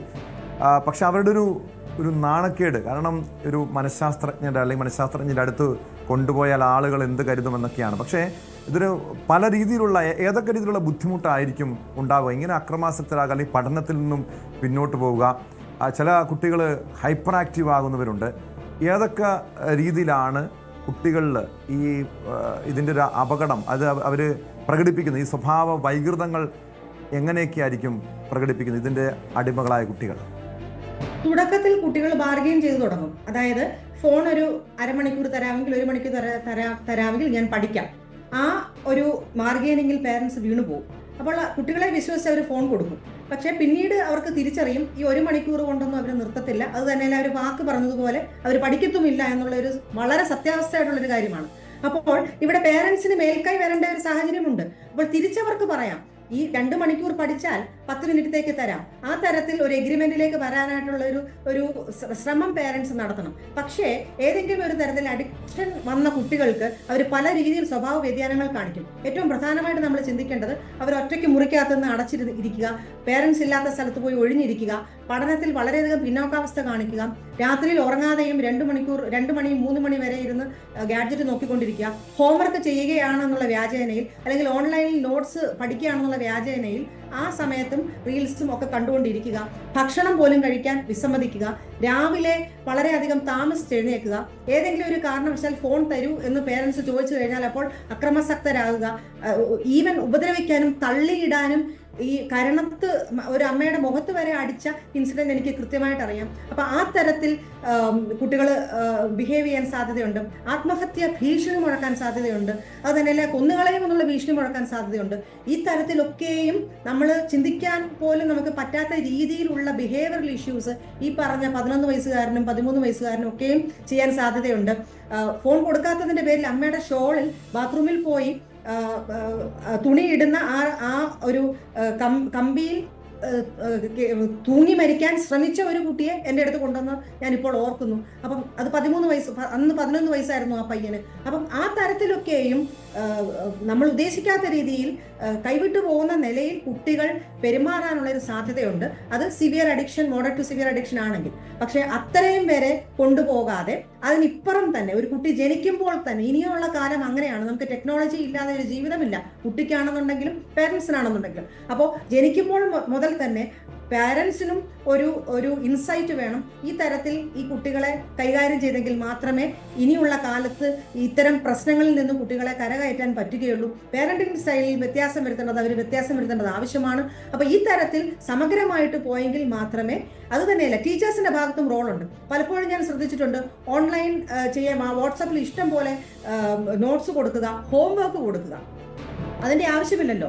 സ്കൂളിൽ അവർക്ക് ഹോംവർക്ക് എന്താണെന്ന് വെച്ചാൽ പറഞ്ഞു കൊടുക്കാം. തിരിച്ചു വന്ന് കുട്ടികൾ ഈ ഗാഡ്ജറ്റിനകത്ത് നിന്ന് പലപ്പോഴും പേരൻസിന്റെ കയ്യിൽ നിന്ന് വാങ്ങിക്കുന്നത് ഈ ഹോംവർക്ക് അസൈൻമെന്റ്സ് ഒക്കെ ചെയ്യുന്നതിന് വേണ്ടിയിട്ടാണ്. അപ്പോൾ ആ തരത്തിൽ സ്കൂളുകളിലും ഒരു വ്യത്യാസങ്ങൾ വരുത്തേണ്ടിയിരിക്കുന്നു. യാതൊരു കാരണവശാലും കുട്ടികൾക്ക് ഫോണിൽ ഹോംവർക്ക് കൊടുത്ത് അത് വീട്ടിൽ പോയി ഫോൺ എടുക്കേണ്ട ഒരു സാഹചര്യം ഉണ്ടാക്കാൻ നമ്മൾ ശ്രമിക്കാതെ ഇരിക്കുക. ഓസ്ട്രേലിയ താങ്കളിപ്പോൾ വായിച്ചു കാണുമല്ലോ.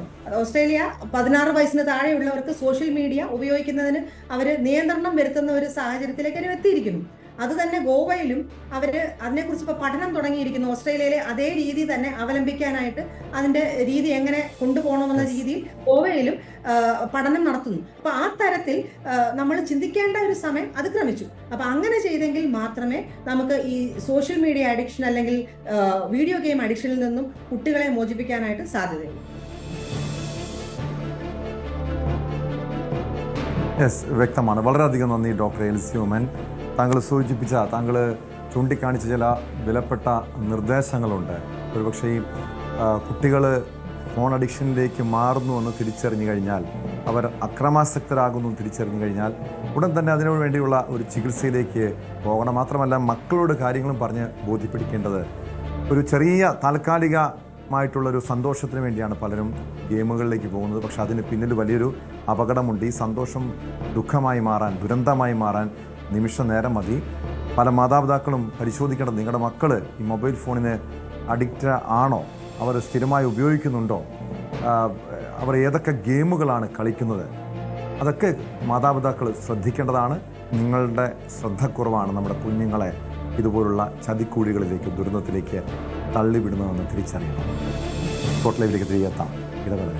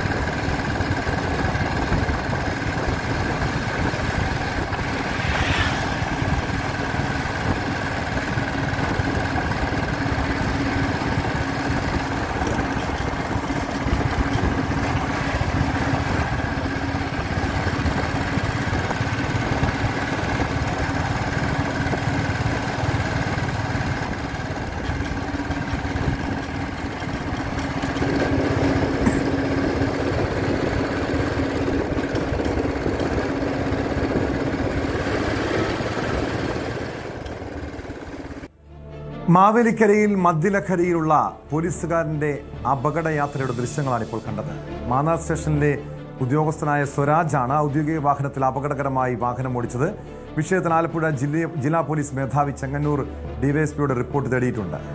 വിവരങ്ങളുമായി ശരണ്യ സ്നേഹജൻ ചേരുന്നു. ശരണ്യ, രാത്രി സമയമാണ്, മറ്റു വാഹനങ്ങളൊന്നും ആ സമയം വഴിയിൽ റോഡിലില്ലായിരുന്നത് കൊണ്ട് വലിയ ദുരന്തം ഒഴിവായി.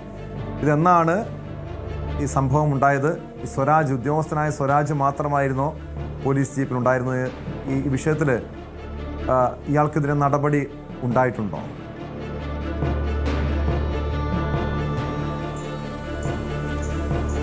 ടോമി, ഈ ദൃശ്യങ്ങൾ കാണുന്ന സംഭവം ഉണ്ടായത് ഇന്നലെ രാത്രിയാണ്. അതായത് ചെട്ടികുളങ്ങര കായംകുളം റൂട്ടിലാണ് ഇത്തരത്തിൽ അപകടകരമായ രീതിയിൽ മാന്നാർ പോലീസിന്റെ വാഹനം ഓടിയത് എന്നുള്ളതാണ്. അത് വാഹനം ഓടിച്ചിരുന്നയാൾ മദ്യലഹരിയിലായിരുന്നു എന്നുള്ളതാണ് നമുക്ക് അറിയാൻ കഴിഞ്ഞിട്ടുള്ളത്. പോലീസ് ഉദ്യോഗസ്ഥനാണ് വാഹനം ഓടിച്ചിരുന്നത്. അതായത് മാന്നാർ പോലീസ് സ്റ്റേഷനിലെ SHOയെ കായംകുളത്തെ അദ്ദേഹത്തിന്റെ വീട്ടിലാക്കി മടങ്ങി വരുന്ന വഴിയാണ് ഇങ്ങനെ ഒരു സംഭവം ഉണ്ടായിട്ടുണ്ട് എന്നുള്ളതാണ് നമുക്ക് പോലീസിൽ നിന്ന് ലഭ്യമായിട്ടുള്ള വിവരം. അതിൽ തന്നെ ഏറ്റവും പ്രധാനപ്പെട്ടത് നമ്മൾ ആ നേരത്തെ കണ്ട ദൃശ്യങ്ങൾ തന്നെയാണ്.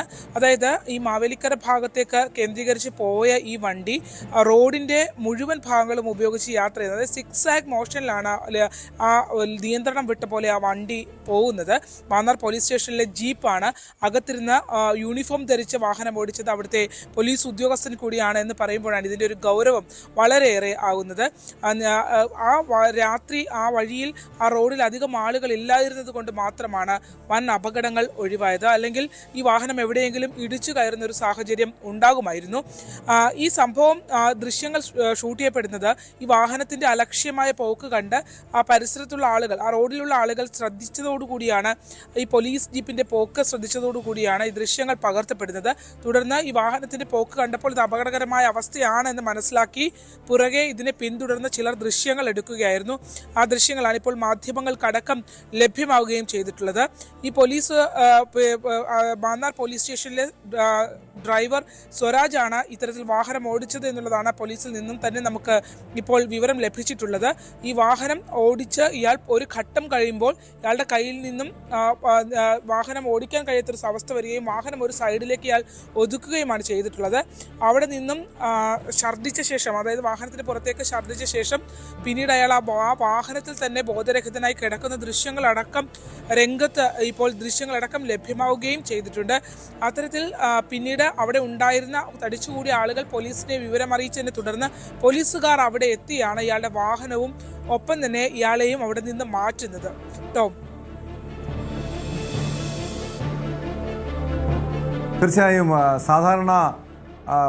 നമ്മളിപ്പോൾ സാധാരണക്കാരായ ആളുകൾ മദ്യപിച്ച് വാഹനം ഓടിച്ചു കഴിഞ്ഞാൽ പോലീസിൻ്റെ ഭാഗത്തുനിന്ന് ഉണ്ടാകുന്ന നടപടികൾ നമുക്കൊക്കെ അറിയാവുന്നതാണ്. പോലീസ് ആ വാഹനം പിടിച്ചെടുക്കും, പിന്നെ മറ്റ് നിയമ നടപടികൾ ഉണ്ടാകും, പിന്നെ മറ്റു ഉപദേശമായി, ക്ലാസ്സായി, അങ്ങനെയുള്ള പല നടപടികളും ഉണ്ടായ ശേഷം മാത്രമായിരിക്കും ആ കേസ് അവസാനിക്കുകയുള്ളൂ. മാത്രമല്ല ചില കേസുകൾ അത് കോടതിയിലേക്ക് പോലും ആ കേസുകൾ വിടുന്ന സാഹചര്യമുണ്ട്. നമുക്കറിയാം, ഇത് അപകടകരമായ യാത്ര 1, 2 മദ്യപിച്ചുള്ള യാത്ര, അതും ജോലി സമയത്തെ മദ്യപാനം. ഇയാൾ എവിടെ വെച്ചാണ് മദ്യപിച്ചത്? കാരണം പോലീസുകാർക്ക് ആവശ്യത്തിന് കുപ്പിയൊക്കെ കൊടുക്കാൻ നമ്മുടെ നാട്ടിൽ ആളുകളുണ്ട്. പല രീതിയിലാണ് അങ്ങനെ സൗജന്യമായി കിട്ടുന്ന മദ്യമൊക്കെ ആണോ, അതാരാണ് മദ്യം കൊടുത്തത്? ഇക്കാര്യത്തിലൊക്കെ വിശദമായ അന്വേഷണം ആവശ്യമല്ലേ? സ്വരാജിനെതിരെ കേസെടുത്തിട്ടുണ്ടോ? നിയമ നടപടി സ്വീകരിച്ചിട്ടുണ്ടോ?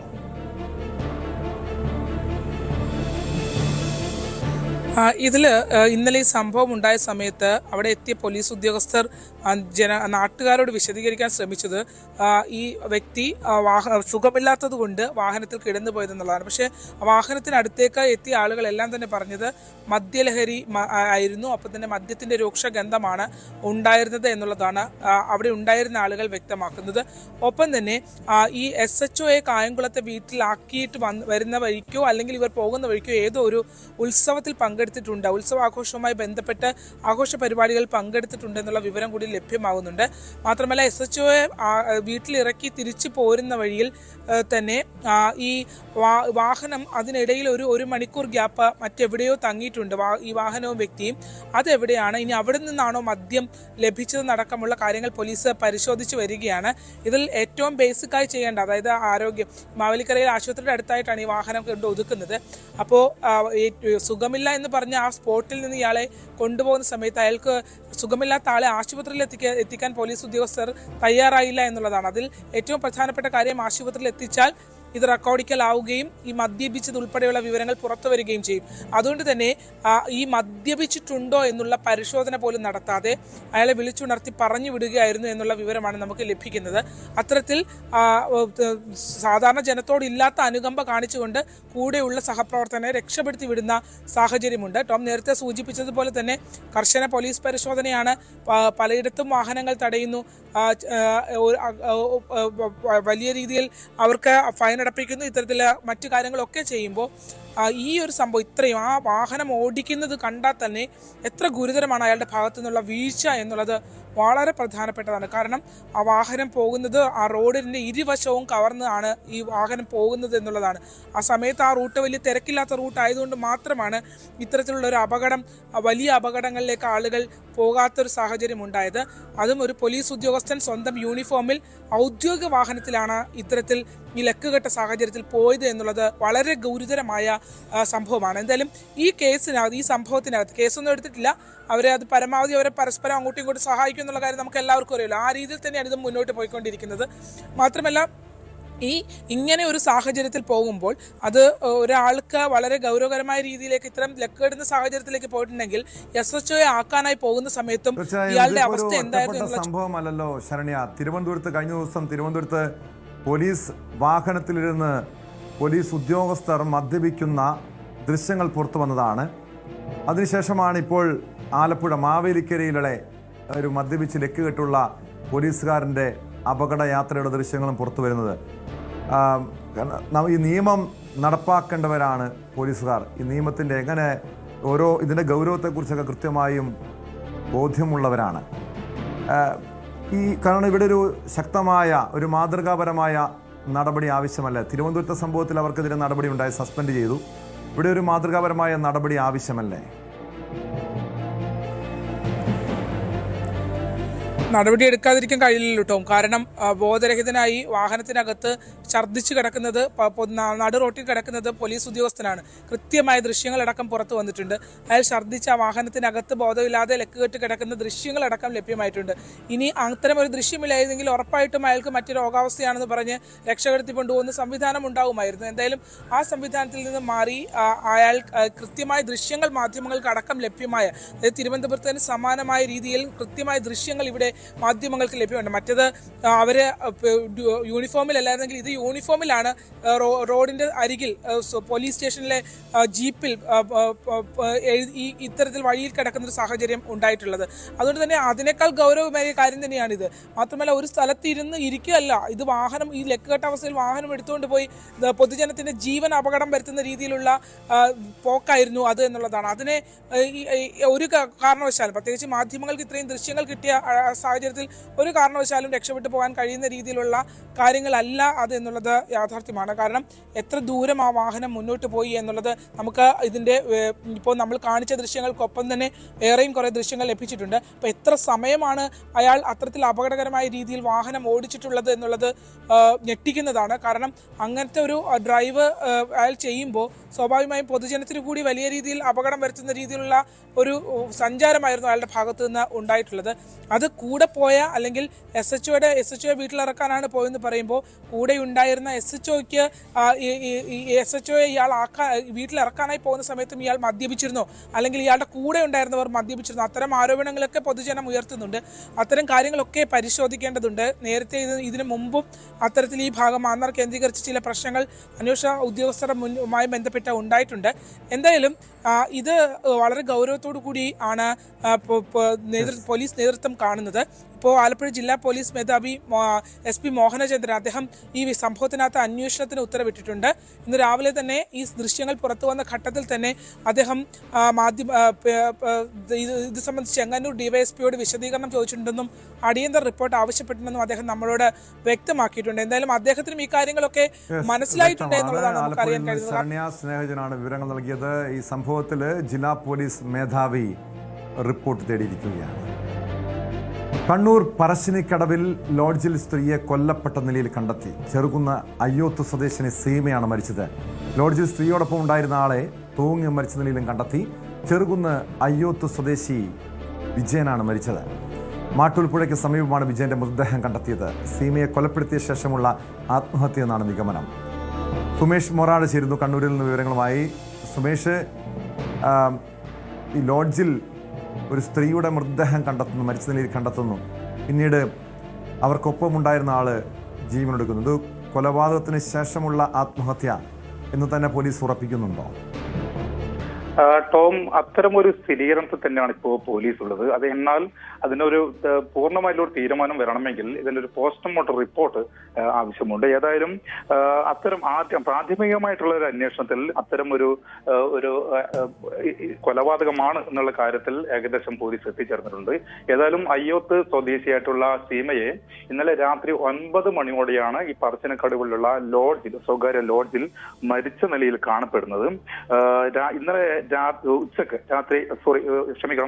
12:50 ആൺ സുഹൃത്തായ KP വിജയനോടൊപ്പമായിരുന്നു ഇവർ റൂം എടുത്തത്, അതായത് ലോഡ്ജിൽ റൂം എടുത്തത്. തുടർന്ന് 6 മണിയോടുകൂടി KP വിജയൻ മുറി പൂട്ടി പുറത്തേക്ക് പോവുകയും പിന്നീട് കാണാതെ വന്നപ്പോഴാണ് ലോഡ്ജ് ജീവനക്കാർ അന്വേഷണം നടത്തുന്നത്. തുടർന്നുള്ള റൂമിലെത്തി നോക്കിയപ്പോഴാണ് ഈ സ്ത്രീ മരിച്ച നിലയിൽ കാണപ്പെടുന്നത്. ഉടൻ തന്നെ പോലീസിൽ വിവരം അറിയിക്കുകയായിരുന്നു. ഉടൻ തന്നെ തൽപ്പം പോലീസ് സ്ഥലത്തെത്തുകയും ചെയ്തു. ഏതായാലും ഇന്ന് രാവിലെ ഇൻക്വസ്റ്റ് നടപടികൾ പൂർത്തീകരിച്ചുകൊണ്ട് ഈ സീമയുടെ മൃതദേഹം പോസ്റ്റ്മോർട്ടം നടപടികൾ പൂർത്തീകരിച്ച് പരിയാരം മെഡിക്കൽ കോളേജ് മോർച്ചറിയിലാണുള്ളത്. ഏതായാലും ഈ ആൺ സുഹൃത്തുമായുള്ള ബന്ധം എന്താണെന്നുള്ള കാര്യത്തിൽ പോലീസ് ഇതുവരെ അത്തരം ഒരു അന്വേഷണം ലഭ്യമായിട്ടില്ല. എന്താണ് ഇവർ തമ്മിലുള്ള ബന്ധമെന്നുള്ള കാര്യത്തിൽ ലഭ്യമായിട്ട്. എന്തായാലും ഇവർ തമ്മിൽ സുഹൃത്തുക്കളാണ്. സാമ്പത്തികമായിട്ട് കൊലപാതകത്തിന് കാരണമെന്ന് വ്യക്തമായിട്ടുണ്ടോ? ഇരുവരും തമ്മിലുള്ള ബന്ധം എന്തായിരുന്നു? ഇടപാടുകൾ എന്തായിരുന്നു? രണ്ടുപേർക്കും കുടുംബമുള്ളതാണോ? മറ്റ് കുടുംബജീവിതം നയിക്കുന്നവരാണോ? ഇത്തരം കാര്യങ്ങളിലൊരു വ്യക്തതയുണ്ടോ? ടോം, ഇരുവരും വിവാഹിതരാണ്. രണ്ടുപേർക്കും, അതായത് സീമക്കും വിജയനും 2 മക്കളും കൂടി, രണ്ടുപേർക്കും പെൺമക്കളാണ്. ഈ സീമയുടെ ഭർത്താവ് 2 വർഷം മുൻപേ അസുഖം ബാധിച്ചാണ് മരിച്ചിരുന്നു. എന്നാൽ ഇവർ തമ്മിൽ സാമ്പത്തികമായ ഇടപാട് ഉൾപ്പെടെ ഉണ്ട് എന്നുള്ളതാണ് പോലീസ് മനസ്സിലാക്കുന്നത്. എന്തായാലും ഇവർ തമ്മിൽ നല്ല പരിചയത്തിലാണ്. അത്തരം ഒരു ബന്ധം ഇവർ തമ്മിൽ ഉണ്ട് എന്നുള്ള കാര്യം ഏകദേശം പോലീസിന് വിവരം ലഭിച്ചിട്ടുണ്ട്. ഇന്ന് രാവിലോട് കൂടിയാണ് ഈ വിജയനെ ഈ മാട്ടൂൽ നോർത്ത് പുഴക്ക് സമീപമുള്ള ഈ തെങ്ങിൽ തൂങ്ങിയ മരിച്ച നിലയിൽ കാണപ്പെടുകയും ചെയ്യുന്നത്. ഏതായാലും ഇന്നലത്തോടു കൂടി ഇദ്ദേഹത്തെ കുറിച്ചുള്ള ഒരു അന്വേഷണം പോലീസ് നടത്തി വരികയായിരുന്നു. ഏതായാലും ഇവർ തമ്മിൽ ഒന്നിച്ച് താമസിച്ചിട്ടുണ്ട് ഇന്നലെ. അതിനുശേഷമാണ് ഇത്തരം ഒരു സ്ത്രീയെ മരിച്ച നിലയിൽ കാണപ്പെടുന്നത്. അതുകൊണ്ട് തന്നെ കൂടെ ഉണ്ടായിരുന്ന വിജയനെ വേണ്ടിയുള്ള അന്വേഷണം പോലീസ് നടത്തി വരുന്നതിനിടെയായിരുന്നു ഇന്ന് രാവിലെ ഈ തൂങ്ങി മരിച്ച നിലയിൽ വിജയനെ നാട്ടുകാർ കാണപ്പെടുന്നു. ഉടൻ തന്നെ പോലീസ് വിവരം അറിയിക്കുകയായിരുന്നു. ഏതായാലും എന്താണ് ഇതിന്റെ ഒരു കാരണം, ഈ 2 പേരുടെയും മരണത്തിനിടയാക്കിയ കാരണം എന്നുള്ള ഒരു വിശദമായ ഒരു അന്വേഷണം ഏതായാലും പോലീസിന്റെ ഭാഗത്തു നിന്ന് ഉണ്ടാകുമെന്നാണ് മനസ്സിലാക്കുന്നത് കേട്ടോ.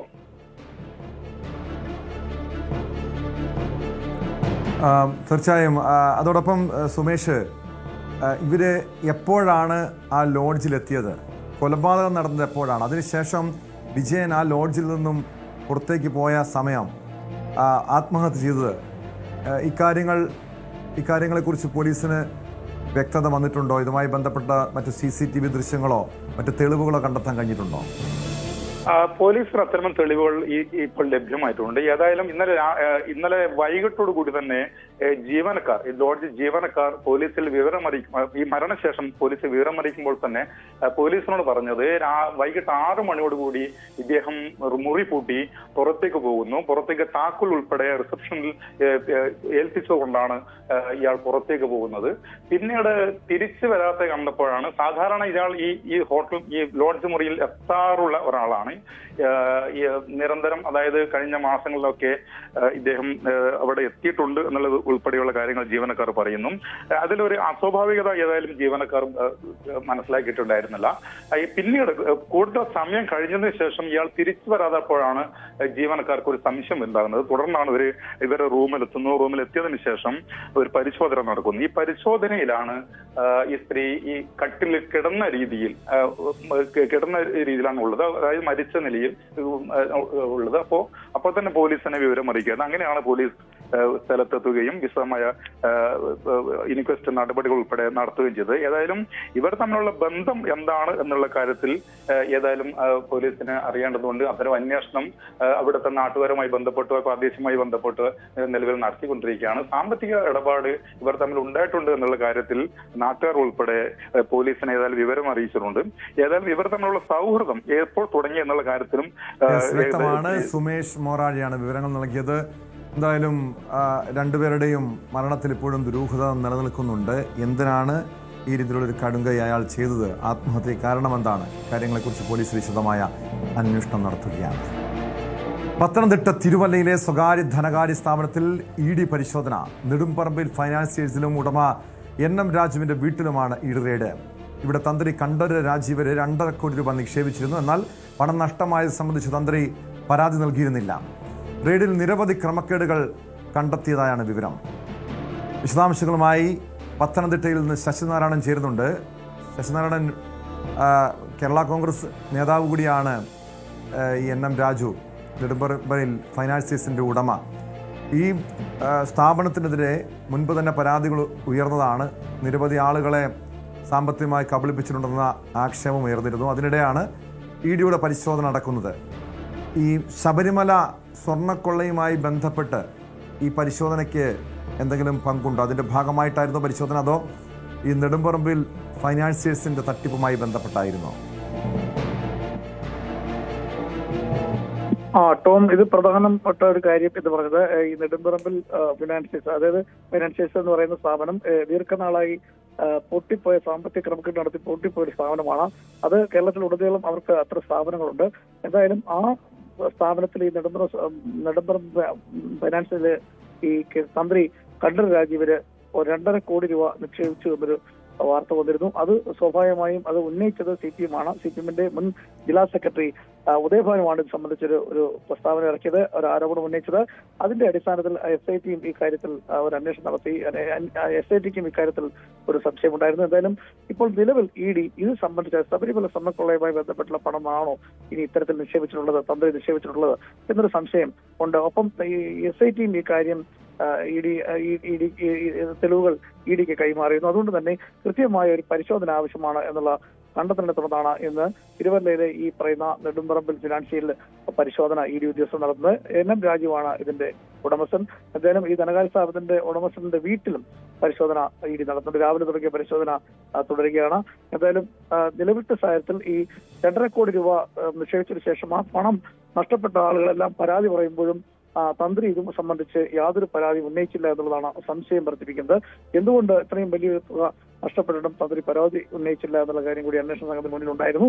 അതൊരു പക്ഷേ കണ്ടെത്തുക എന്നുള്ള കാര്യം കൂടി ഈ പരിശോധനയ്ക്കുണ്ട് എന്നുള്ളതാണ് നമുക്ക് മനസ്സിലാക്കാൻ കഴിയുന്നത്. ED അവിടെ നിന്നും ചില കാര്യങ്ങൾ കണ്ടെത്തുന്നുള്ള വിവരങ്ങൾ കൂടി ലഭിക്കുന്നു. പക്ഷെ അതെന്താണ്, രേഖകൾ എന്തൊക്കെയാണ് എന്നുള്ള കാര്യത്തിൽ കൃത്യമായി അറിയില്ല. പക്ഷെ സൂചനകൾ മാത്രമാണ് നമുക്കുള്ളത്.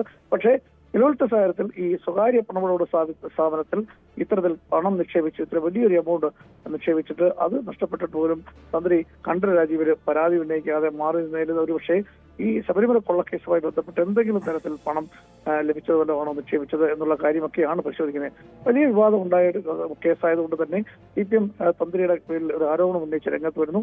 ഒരുപക്ഷേ നെടുമ്പറമ്പിൽ തന്നെയല്ല, മറ്റേതെങ്കിലും സ്വകാര്യ സ്ഥാനങ്ങൾ തിരുവല്ലയിലുണ്ടെങ്കിൽ അവിടെയും ഒരുപക്ഷേ ED പരിശോധന നടത്താൻ സാധ്യതയുണ്ട്. നെടുമ്പറമ്പിലാണ് പ്രധാനമായും ഈ CPM ഉന്നയിച്ച ആരോപണ വിധേയമായ സ്ഥാപനം. ആ നെടുമ്പറമ്പിലാണ് ഇത്തരത്തിൽ പൈസ. തീർച്ചയായും ഈ തന്ത്രിയുടെ സാമ്പത്തിക ഇടപാടുമായി ബന്ധപ്പെട്ടായിരുന്നു പരിശോധന. ഈ ചോദ്യം ചെയ്യലിൽ തന്ത്രിയെ ചോദ്യം ചെയ്തതിൽ തന്ത്രി ഇവിടെ നെടുമ്പറമ്പിൽ ഫൈനാൻസിയേഴ്സിൽ പണം നിക്ഷേപിച്ചതായി മൊഴി നൽകിയിരുന്നോ? അവിടെ നിന്ന് ഈ റെയ്ഡില് എന്തൊക്കെ വിവരങ്ങളാണ് കണ്ടെത്താൻ കഴിഞ്ഞത്? ഈ തന്ത്രിയുടെ ഇടപാടുകളുമായി ബന്ധപ്പെട്ട എന്തെങ്കിലും രേഖകൾ, തെളിവുകൾ പിടിച്ചെടുത്തിട്ടുണ്ടോ? നമുക്ക് അത്ര വിവരങ്ങൾ ലഭിച്ചിട്ടില്ല. എന്തായാലും രേഖകൾ അവിടെ നിന്ന് കണ്ടെടുത്തിട്ടുണ്ട്. കാരണം ഇത്തരം ഒരു ധനകാര്യ സ്ഥാപനത്തില് ഈ പണം ഈ കണക്കിൽപ്പെടാത്ത പണം ഒരുപക്ഷെ നിക്ഷേപിച്ച രേഖകളൊക്കെ ആയിരിക്കാം. അത് എത്തരത്തിലാണ് എന്നുള്ള കാര്യത്തെക്കുറിച്ച് നമുക്ക് വ്യക്തമല്ല. അത്തരം രേഖകൾ ഈ അന്വേഷണ സംഘത്തിൽ ലഭിച്ചിട്ടുണ്ട്. നിലവിലത്തെ സാഹചര്യത്തിൽ തന്ത്രിയുടെ ഏത് തരത്തിലാണ് ഈ പണം അവിടെ നിക്ഷേപിച്ചത്, അത് തന്നെയല്ല ഇത്രയും വലിയൊരു തുക നിക്ഷേപിച്ചിട്ട് ബാക്കിയുള്ള പണം നിക്ഷേപിച്ച ആളുകളെല്ലാം പരാതി ഉന്നയിക്കുമ്പോൾ തന്ത്രി ഇതിന് പരാതിയോ മറ്റു കാര്യങ്ങളോ മുന്നോട്ട് വരാത്തതും സംശയം വർദ്ധിപ്പിക്കുന്നുണ്ട്. അതുകൊണ്ട് തന്നെയാണ് തീർച്ചയായും EDയുടെ അന്വേഷണം ഉണ്ടായിട്ടുള്ളത്. ഈ പണം തന്ത്രി നിക്ഷേപിച്ചു എന്നുള്ള കാര്യം പുറത്ത് പറയുന്നത് CPM ആണ്. CPMന്റെ ജില്ലാ സെക്രട്ടറിയാണ്, മുൻ ജില്ലാ സെക്രട്ടറിയാണ് ഇത്ര ആരോപണമായി രംഗത്ത് വരുന്നത്. അദ്ദേഹം പറഞ്ഞതിന് ശേഷമാണ് ഇപ്പോൾ SIT അടക്കമുള്ള അന്വേഷണ സംഘം, അതായത് തന്ത്രിയെ മനഃപൂർവ്വം രക്ഷപ്പെടുത്താൻ അന്വേഷണ സംഘം ശ്രമിക്കുന്നുള്ള ആരോപണമൊക്കെ ഇതുമായി ബന്ധപ്പെട്ട് ഉയർന്നു വന്നിരുന്നു. എന്തായാലും അതിന്റെ അടിസ്ഥാനത്തിൽ കൂടിയാണ് ഈ പരിശോധന എന്നാണ് നമുക്ക് മനസ്സിലാക്കാൻ കഴിയുന്നത്. രാവിലെ 10:30 തുടങ്ങിയ പരിശോധന ഇപ്പോഴും ഈ ഓഫീസിൽ സ്ഥാപനത്തിൽ തുടരുകയാണ്. നിലവിലത്തെ സാഹചര്യത്തിൽ കേരളത്തിലെ എല്ലാ സ്ഥലങ്ങളിലും ഇതിന് ബ്രാഞ്ചുകളുണ്ട്. ആദ്യഘട്ടത്തിന് വലിയ തുകയുമായി മുങ്ങിയ വലിയ വിവാദമായ ഒരു കേസ് കൂടിയാണ്. പലർക്കും കോടികൾ നഷ്ടപ്പെട്ടിട്ടുണ്ട് ഈ സ്ഥാപനത്തിൽ. ആ പശ്ചാത്തലത്തിലാണ് ഇപ്പോൾ തന്ത്രിയുടെ പണം, അതായത് ശബരിമലയുമായി ബന്ധപ്പെട്ടുള്ള കേസിലെ പ്രധാന പ്രതികളിൽ ഒരാളായ തന്ത്രിയും ഇതിൽ പണം നിക്ഷേപിച്ചിട്ടുണ്ട് എന്നുള്ള കാര്യം പുറത്തു വരുന്നത്. അത് സ്ഥിരീകരിക്കുക, കണ്ടെത്തുക എന്നുള്ളതാണ് പ്രധാനമായും അന്വേഷണം നോക്കുന്നത്. അപ്പം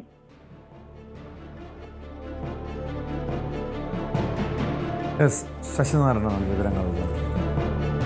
കാസർഗോഡ് ഭൂമി സംബന്ധമായ തർക്കത്തെ തുടർന്ന് 45-കാരന് ക്രൂരമർദ്ദനം. കൊലാച്ചിയടുക്കം സ്വദേശി അബ്ദുൽ ഹാരിസിനെയാണ് ഒരു സംഘം ഇരുമ്പ് വടി ഉൾപ്പെടെയുള്ള മാരകായുധങ്ങളുമായി ആക്രമിച്ചത്. ഗുരുതരമായി പരിക്കേറ്റ ഇയാൾ ചികിത്സയിലാണ്. മർദ്ദനത്തിന്റെ CCTV ദൃശ്യങ്ങൾ പുറത്തു വന്നിട്ടുണ്ട്.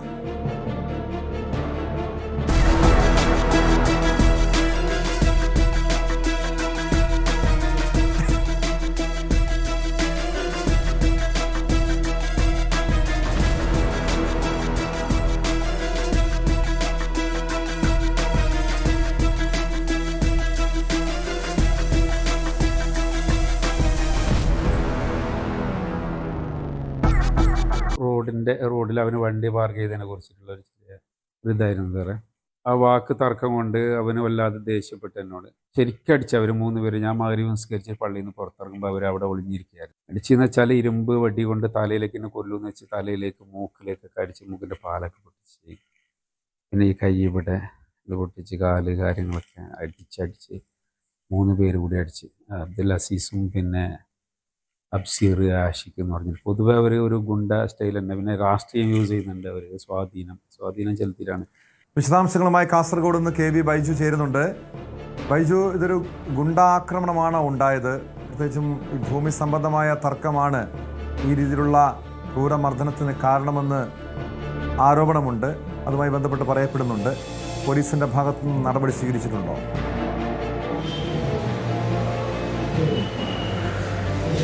ടോമെ, അബ്ദുൾ അസീസ്, അബ്ഷീർ, ആഷിഖ് എന്ന് പറയുന്ന 3 പേർ ചേർന്നാണ് ഇത്തരത്തിൽ ഇയാൾ ഹാരിസിനെ അതിക്രൂരമായി ആക്രമിച്ചത്. ഇരുമ്പ് ദണ്ട് ഉൾപ്പെടെയുള്ള മാരകായുധങ്ങൾ ഉപയോഗിച്ച് ആക്രമിക്കുന്നതിന്റെ CCTV ദൃശ്യങ്ങളാണ് നമുക്ക് ലഭിച്ചത്. അതിൽ ക്രൂരമായി മർദ്ദിക്കുന്ന ഒരു സാഹചര്യമാണ്. ഇതിൽ FIR-ൽ പറയുന്നത് ഇയാളുടെ, അതായത് അബ്ദുൾ ഹാരിസ് എന്ന് പറയുന്ന ആളുടെ ഭൂമി, ആ ഭൂമിയിലൂടെ ഒരു സ്ഥലം നൽകാമെന്ന് പറഞ്ഞ് പലരിൽ നിന്നായി പണം വാങ്ങി. അത് അബ്ദുൾ ഹാരിസ് ചോദ്യം ചെയ്തു. അതോടൊപ്പം അവിടെ മസ്ജിദിന് സമീപം കാർ പാർക്ക് ചെയ്തതുമായി ബന്ധപ്പെട്ട ഒരു തർക്കം. ഇതിനാണ് ഇത്രത്തോളം സഹോദരങ്ങളായ 3 പേർ ചേർന്ന് ഇരുമ്പ് ദണ്ടൊക്കെ ഉപയോഗിച്ച് ഇദ്ദേഹത്തെ വലിയ തോതിൽ ആക്രമിക്കുന്ന സംഭവം ഉണ്ടായത്. നിസാര കാര്യത്തിന്റെ പേരിലാണ് ഓർക്കണം. എന്തായാലും ഈ പ്രതികൾക്കെതിരെ നേരത്തെയും നിരവധി കേസുകൾ ഉണ്ടെന്നാണ് പോലീസ് പറയുന്നത്. എന്തായാലും ഇതിൽ ഒരു ആരോപണം ഇപ്പോൾ ഉയർന്നു വന്നിരിക്കുന്നത്, ഇതിൽ വധശ്രമത്തിന് കേസെടുത്തിട്ടില്ല, അത് മാത്രമല്ല വലിയ കുറ്റങ്ങളൊന്നും ചുമത്താതെ നിസാര വകുപ്പുകൾ ചുമത്തിയാണ് പോലീസ് ഇപ്പോൾ കേസെടുത്തിരിക്കുന്നത് എന്നാണ്. കാരണം ഇവർ ഒരു സ്ഥിരം ക്രിമിനലുകളാണ്.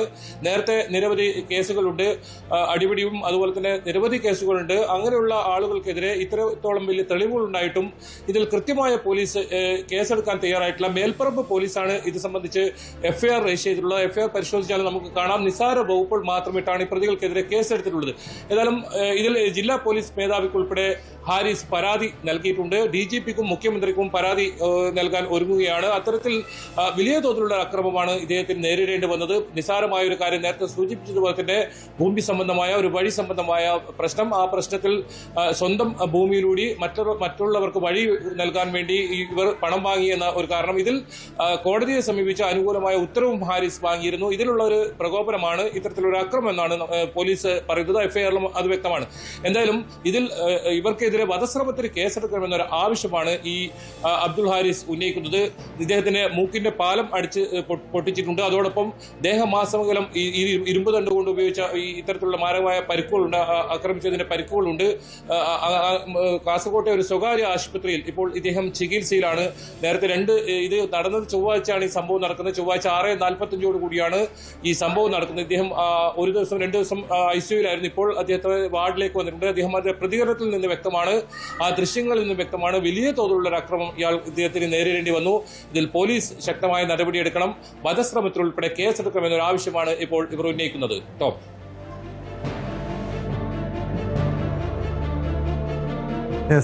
വ്യക്തമാണ്. KV ബൈജു ആണ് വിവരങ്ങൾ നൽകിയത്. വസ്തു സംബന്ധമായ തർക്കത്തെ തുടർന്നാണ് 45-കാരനെ സംഘം ചേർന്ന് ക്രൂരമായി മർദ്ദിച്ചത്.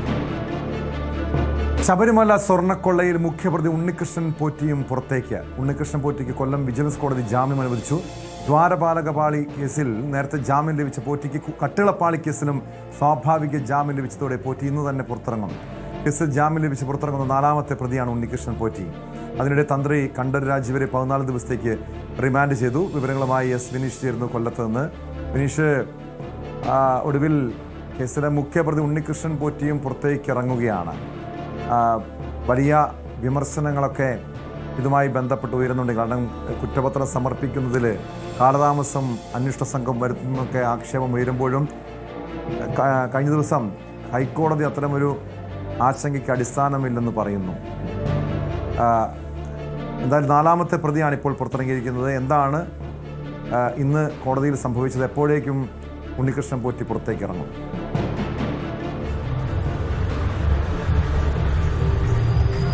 ടോം, ഉണ്ണികൃഷ്ണൻ പോറ്റിക്ക് 2 കേസിലും ജാമ്യം അനുവദിച്ചു എന്നുള്ളതാണ്. കട്ടിളപ്പാളി കേസിൽ നേരത്തെ ജാമ്യം അനുവദിച്ചിരുന്നു. ദ്വാരപാലക കേസിൽ ആദ്യം ജാമ്യം അനുവദിച്ചിരുന്നു. ഇപ്പോൾ കട്ടിളപ്പാളി കേസിലാണ് ജാമ്യം അനുവദിച്ചിരിക്കുന്നത്. അങ്ങനെ 2 കേസിലും ജാമ്യം ലഭ്യമായതോടുകൂടി ഇന്ന് തന്നെ ഉണ്ണികൃഷ്ണൻ പോറ്റിക്ക് പുറത്തിറങ്ങാൻ സാധിക്കും എന്നുള്ളതാണ്. നമുക്കറിയാം, ഈ കേസിൽ പ്രധാന പ്രതിയാണ്, ആദ്യം അറസ്റ്റിലായ പ്രതി കൂടിയാണ്. നിർണായകമായ വിവരങ്ങളാണ് SITക്ക് ഈ ഉണ്ണികൃഷ്ണൻ പോറ്റിയിൽ നിന്നും ലഭ്യമായത്. എങ്കിൽ പോലും കുറ്റപത്രം സമർപ്പിക്കാൻ സാധിക്കാതെ വന്നതോടുകൂടിയാണ് ഉണ്ണികൃഷ്ണൻ പോറ്റിക്ക് സ്വാഭാവിക ജാമ്യം ലഭ്യമായതും. ജയിൽ മോചിതനാകാൻ പോകുന്നതും. ടോം സൂചിപ്പിച്ചതുപോലെ തന്നെ ഈ കേസിൽ 4ാമത് പുറത്തിറങ്ങുന്ന ആളാണ് ഉണ്ണികൃഷ്ണൻ പോറ്റി. മറ്റ് 3 പ്രതികൾ ആദ്യം തന്നെ പുറത്തിറങ്ങിയിരുന്നു. ഉപാധികളോടെയായിരുന്നു അവർക്ക് ജാമ്യം ലഭ്യമായത്. ഇതിൽ 2 പ്രതികൾക്ക് സ്വാഭാവിക ജാമ്യം ലഭ്യമായി. ഇതിൽ മറ്റൊരു പ്രതിയായ സുധീഷ് കുമാറിന് 43 ദിവസം പിന്നിട്ടപ്പോഴാണ് തെളിവുകളുടെ അഭാവത്തിൽ തന്നെ ജാമ്യം ലഭ്യമാവുകയും ചെയ്തത്. എന്തായാലും ഇവർക്ക് ജാമ്യം ലഭ്യമായ സാഹചര്യം കണക്കിലെടുത്തുകൊണ്ടും അതുപോലെ തന്നെ സ്വാഭാവിക ജാമ്യത്തിന് പ്രതികൾ അർഹരാണ് എന്ന് ചൂണ്ടിക്കാട്ടിക്കൊണ്ടായിരുന്നു പ്രതിഭാഗം കോടതിയിൽ വാദിച്ചത്. അപ്പോൾ അവരുടെ അവകാശമാണ് എന്ന രീതിയിൽ വാദിച്ചപ്പോൾ പ്രോസിക്യൂഷൻ അടക്കം പറഞ്ഞു ജാമ്യം ലഭ്യമാവുകയാണെങ്കിൽ കർശനമായ ഉപാധികളോടെ തന്നെ ജാമ്യം കൊടുക്കണം എന്നാണ് പ്രോസിക്യൂഷന് മുന്നോട്ട് വെച്ചത്. എന്തായാലും കോടതി ഇത് അംഗീകരിക്കുകയായിരുന്നു. ഉപാധികളോടെ ജാമ്യം ലഭ്യമായിരിക്കുന്നു. രാജ്യം വിട്ടുപോകരുത്, സംസ്ഥാനം വിട്ടുപോകരുത്, അതുപോലെ തന്നെ പത്തനംതിട്ട ജില്ലയിൽ പ്രവേശിക്കരുത്, 2 പേർ 2 ലക്ഷം രൂപ വീതമില്ല ആൾജാമ്യത്തിൽ, അങ്ങനെ കർശനമായ ഉപാധികളോടെയാണ് ജാമ്യം അനുവദിച്ചിരിക്കുന്നത്. കൂടാതെ തന്നെ തെളിവുകൾ നശിപ്പിക്കരുത്, സാക്ഷികളെ സ്വാധീനിക്കരുത് തുടങ്ങിയ ഉപാധികളുണ്ട്. ഇപ്പോൾ ഈ ഉപാധികളെല്ലാം അംഗീകരിക്കാം, എന്ത് ഉപാധികളും തങ്ങൾ അംഗീകരിക്കാം എന്ന് പ്രതിഭാഗം കോടതിയെ അറിയിക്കുകയും ചെയ്തിരുന്നു. എന്തായാലും ഉണ്ണികൃഷ്ണൻ പോറ്റിക്ക് ജാമ്യം ലഭ്യമായതോടുകൂടി ഇന്ന് ഉച്ചയ്ക്ക് ശേഷം പുറത്തിറങ്ങുക തന്നെ ചെയ്യും. പക്ഷേ പുറത്തിറങ്ങിയാലും വലിയൊരു ആശങ്ക അവിടെ ഉള്ളത്, പുറത്തിറങ്ങിയപ്പോൾ തന്നെ ED സമാനമായ രീതിയിൽ ഈ കേസ് അന്വേഷിക്കുന്നുണ്ട്. നമ്മൾ കഴിഞ്ഞ വാർത്തകളിലെല്ലാം സൂചിപ്പിച്ചതാണ്. EDയുടെ അന്വേഷണവും കൂടി നടക്കുമ്പോൾ EDയുടെ ചോദ്യമുനയുടെ മുന്നിൽ കൂടുതൽ ഉത്തരങ്ങൾ ഉണ്ണികൃഷ്ണൻ പോറ്റി നൽകേണ്ടി വരും. ED ചോദ്യം ചെയ്യാനായിട്ടും കസ്റ്റഡിയിൽ വാങ്ങാനായിട്ടുമുള്ള നടപടിക്രമങ്ങളിലേക്ക് നീങ്ങുന്നു, സമൻസ് കൊടുക്കാനുള്ള കാര്യങ്ങളിലേക്ക് നീങ്ങുന്നു എന്നാണ് നമുക്കറിയാൻ കഴിയുന്നത്. അങ്ങനെയെങ്കിൽ പത്തനംതിട്ട ജില്ലയിൽ പ്രവേശിക്കാതിരിക്കുകയും തിരുവനന്തപുരത്ത് തന്നെ തങ്ങേണ്ട സാഹചര്യത്തിലേക്ക് വരുന്ന ഉണ്ണികൃഷ്ണൻ പോറ്റിക്ക് അടുത്ത ദിവസം തന്നെ EDയുടെ മുന്നിൽ ഹാജരാകേണ്ട ഒരു സാഹചര്യത്തിലേക്ക് എല്ലാം എത്തും. എന്തായാലും ജാമ്യം കിട്ടി പുറത്തിറങ്ങിയാലും ഉണ്ണികൃഷ്ണൻ പോറ്റി അങ്ങനെ ഈ ഒരു നിയമക്കുരുക്ക് വിടാതെ തന്നെ പിന്തുടരുമെന്ന് ഉറപ്പാണ്. കാരണം ED പിന്നാലെയുണ്ട്, ചോദ്യം ചെയ്യാനുള്ള നോട്ടീസ് ഉടൻ തന്നെ ഉണ്ടാകും. വീണ്ടും EDയുടെ കൂട്ടിലേക്ക് ഉണ്ണികൃഷ്ണൻ പോറ്റി എത്തുമെന്ന കാര്യത്തിൽ യാതൊരു സംശയവുമില്ല. സ്പോട്ട്ലൈറ്റ് പൂർണ്ണമാകും.